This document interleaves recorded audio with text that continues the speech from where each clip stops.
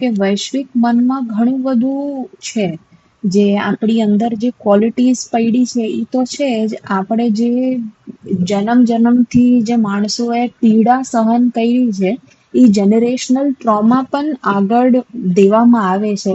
તો એ ટ્રોમાથી નીકળવાનું કેવી રીતે થાય? એટલે જરાક આપણું બીઇંગ ચેન્જ થાય, ચેતના ચેન્જ થાય તો જ. ના એટલે ટ્રોમા છે, એ ટ્રોમા જે આવે એ શેનાથી આવે? હા. ના એટલે તમે કોઈ દેશના, કોઈ જાતિના, કોઈ ધર્મના તમે પાર્ટ અને પાર્સલ હો તો ટ્રોમા થાય. અને આધ્યાત્મનું જ્ઞાન એમ કે છે કે તમે શરીર, મન, બુદ્ધિ, અહંકાર તમે કઈ નથી. અચ્છા. ટ્રોમા તો એટલે થાય છે કે તમે શરીરનો વિભાગ છો, મનનો વિભાગ છો, વિભાગ છો, સંસ્કારનો વિભાગ છો, અને તમે જયારે હોવાપણામાં આવો છો ત્યારે તમને એમ લાગે છે આ તો મારામાં છે જ નહીં, તો એ ટ્રોમા રહેવાનું જ નથી.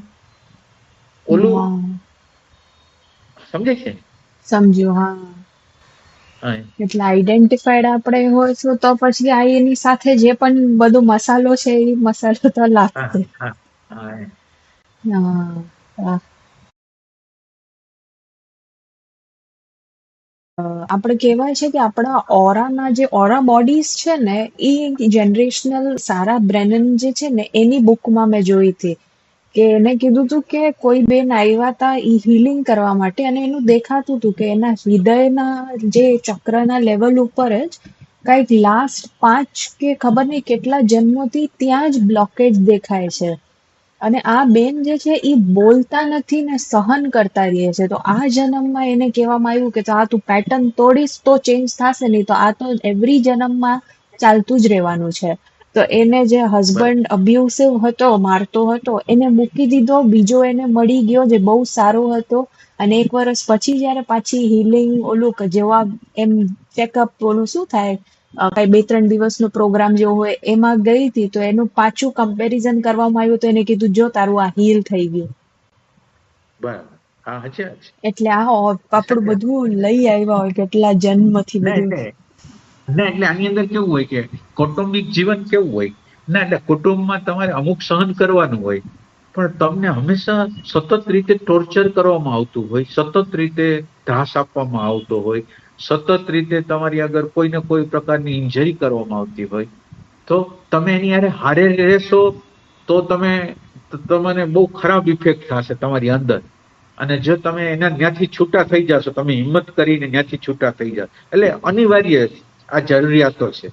એવું નહીં કે આપણે લગ્ન જીવનને કાપી નાખી છે એવી ટાઈપનું નથી. જ્યાં લગ્ન જીવનની અંદર એવા કોઈ શક્યતા જ ન હોય, સંઘર્ષનો, ટોર્ચરનો અંત ન આવે એવું હોય, તો એ સંબંધોને જતા કરવા જોઈએ. હમ કેટલા કે લોકો. આ સંબંધની અંદર એમ કે ક્યારેય બની શકે એવું નથી, તો તમે એને છોડી શકો છો. અને એના દ્વારા તમે સારી વસ્તુને લઈ, જેમ આ બેનને તમે કિસ્સો કીધો એવી રીતે થઈ શકે.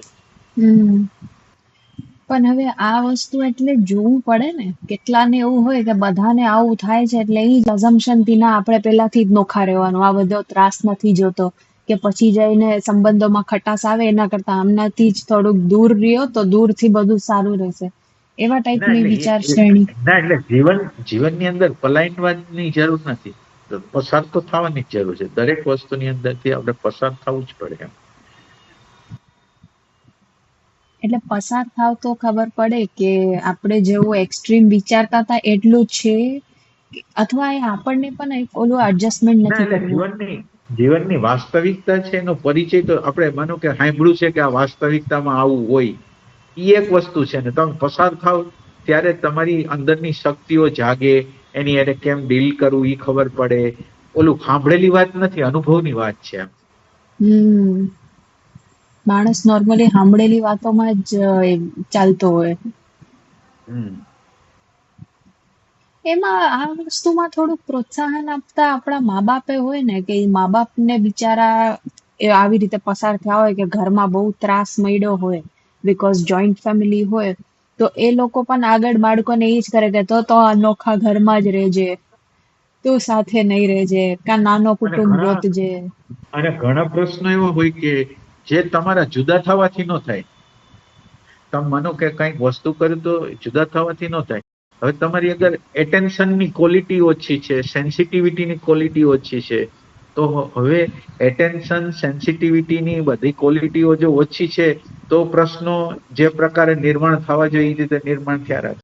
એટલે આની અંદર સંબંધોની અંદર એક વસ્તુ છે, તમારી ઘર એટેન્શન સેન્સિટિવિટી કેટલી છે, અને આ હોવા એટેન્શન સારું છે, સેન્સિટિવિટી સારી છે, છતાંય તમારા ઉપર આ થાય છે, તો પછી ની વસ્તુ છે. એટલે એટેન્શન જ્યાં લગીન તમારી અગર ઓછું હશે ને ત્યાં લગીન જીવનના પ્રસંગોની અંદર વિસંવાદિતા તો રહેવાની જ. કારણ કે એટેન્શન નથી એટલે તમે કોની હારે કયો વ્યવહાર કરો એની ખબર જ નથી.